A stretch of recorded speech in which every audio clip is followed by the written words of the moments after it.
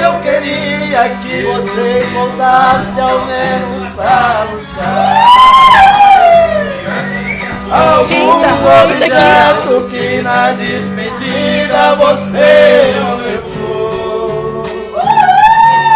Um batom usado caído no canto da penteadeira, um vestido velho cheio de poeira, jogado no quarto com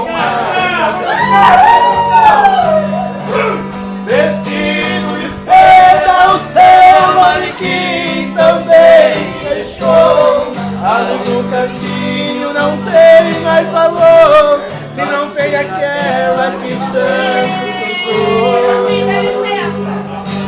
Eu também não passo de um trapo humano sem linha, sem vida, usado e jogado no canto da vida.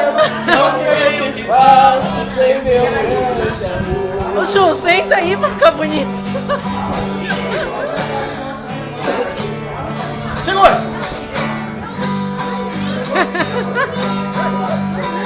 Gente.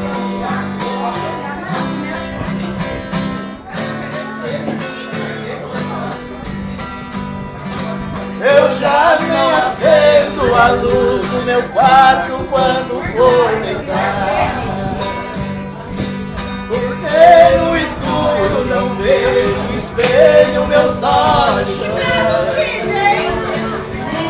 Tão boa cozinha pra não ver dois copos assim na mesa, fazendo lembrar com tanta tristeza da última noite que nós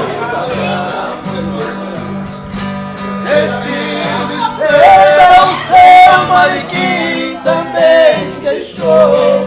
Ali no cantinho não tem mais valor, se não tem aquela que tanto gostou. Eu também não passo de um tapo humano sem minha querida, usado e jogado